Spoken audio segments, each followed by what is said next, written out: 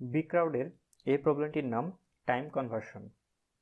Read an integer value which is the duration in seconds of a certain event in a factory and inform it expressed in hour, minutes and second। অর্থাৎ আপনাকে সেকেন্ডে কিছু সময় দেবে, সেটাকে আপনার ঘন্টায়, মিনিটে এবং সেকেন্ডে যত হয় তত প্রিন্ট করতে হবে।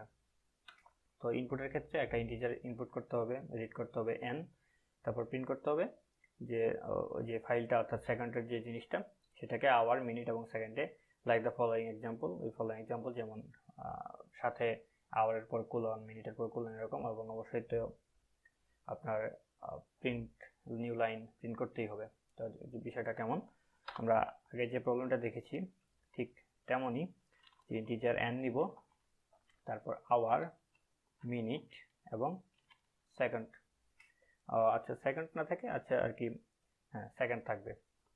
তো আমরা রিড করব n রিড করার পর যে আমাদের আওয়ার কত হবে, আওয়ার হবে যে সেকেন্ডটা, আমরা n এটাকে 3600 দ্বারা ভাগ করতে হবে, অর্থাৎ 60 দ্বারা ভাগ করলে তো আমাদের আওয়ার পাওয়া যায়, তাই না?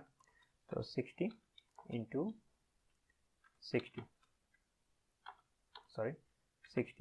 তো আমরা আওয়ার পেলাম, এটাকে মডুলাস করে অর্থাৎ ভাগশেষ বের করতে হবে যে এসি কত থাকে, কত সেকেন্ড অবশিষ্ট থাকলো, n%, যে কি 3600, যেটা আমরা সরাসরি লিখে দিই 300।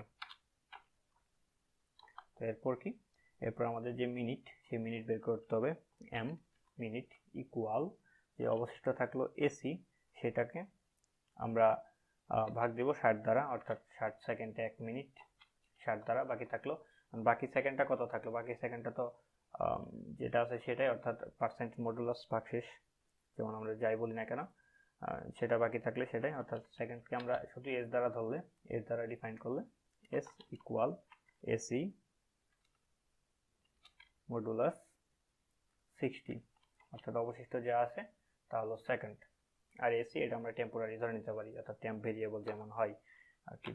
তো সি আউটের ক্ষেত্রে আমাদের প্রথম বের করতে হবে আওয়ার, দেন আমাদের কোনো স্পেস নেই এর মধ্যে, সুতরাং তারপর দিতে হবে মিনিট m, তারপর আবার কোলন, তারপর দিতে হবে যে সেকেন্ডটা পেলাম আমরা অবশিষ্ট, সেই সেকেন্ডটা, এরপর ইনলাইন প্রিন্ট করে দিতে হবে।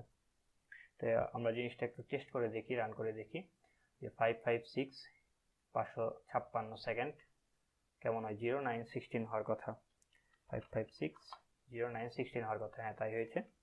তো এখন আমরা এই জিনিসটা নিয়ে একটু সাবমিট করে দেই, দেখা যায় প্রবলেমটি অ্যাকসেপ্টেড, অর্থাৎ আনসারটি অ্যাকসেপ্টেড হয় কিনা, একটু সময় নেবে। আমাদের প্রবলেমটি অ্যাকসেপ্টেড হয়ে গেছে, ধন্যবাদ।